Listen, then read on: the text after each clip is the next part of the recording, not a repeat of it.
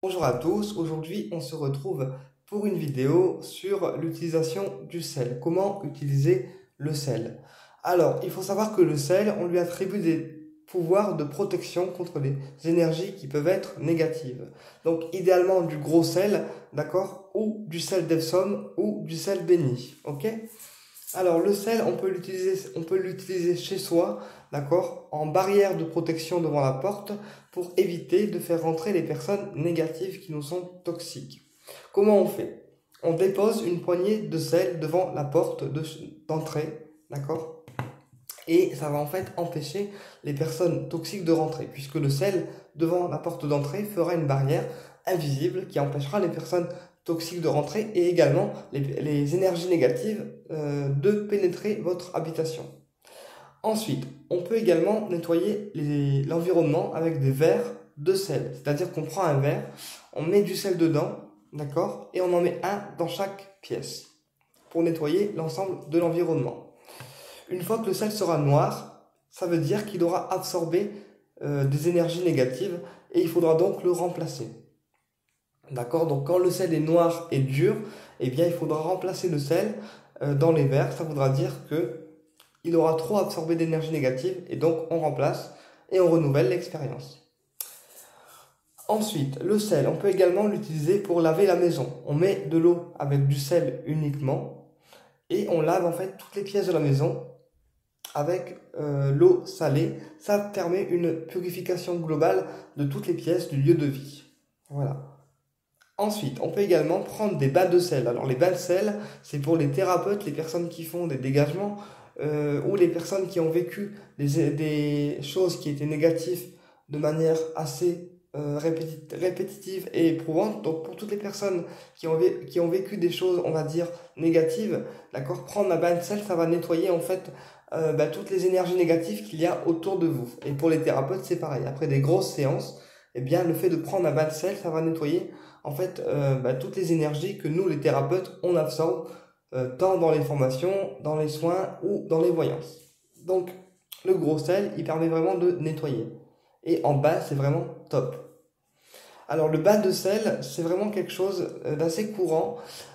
Il permet de nettoyer les corps physiques et les corps énergétiques des choses qui nous sont négatives puisque ça fait un nettoyage en fait invisible des corps physiques et des corps éthériques.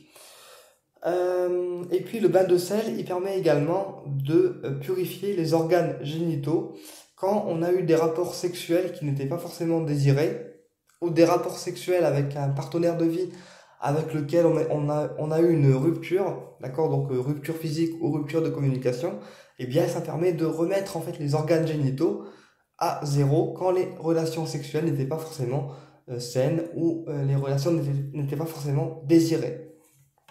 Voilà, donc ça c'est une particularité du sel. Après une rupture, si on veut réouvrir son chakra sacré, d'accord, eh bien on prend un bain de sel et ça permet de remettre le chakra sexuel à zéro sans avoir les traces en fait énergétiques des rapports passés.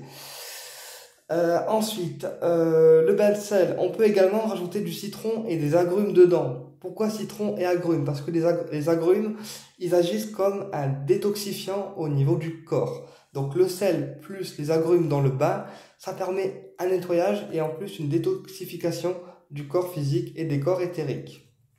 Voilà. Et puis le sel, on peut également l'utiliser sur nous, d'accord? Donc on met un petit pochon comme pour les cartes ou les pendules, d'accord? On glisse du sel dedans, on fait un nœud et on le porte dans la poche. Ça va neutraliser en fait toutes les énergies négatives qui nous sont envoyées. Naturellement, il faudra renouveler le sel dans la poche tous les jours. Donc, c'est-à-dire que on le met pour la journée, d'accord, dans un petit sac, on le met dans la poche et ensuite quand on rentre du boulot ou quand on rentre de ce qu'on avait à faire, d'accord, le soir, eh bien, on renouvelle le sel pour le lendemain. D'accord? Voilà. Voilà ce que j'avais à dire sur le sel.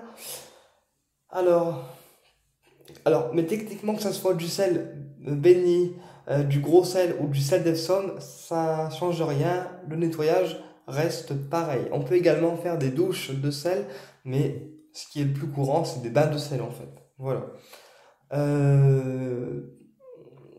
qu'est-ce que je voulais vous dire aussi au niveau du sel?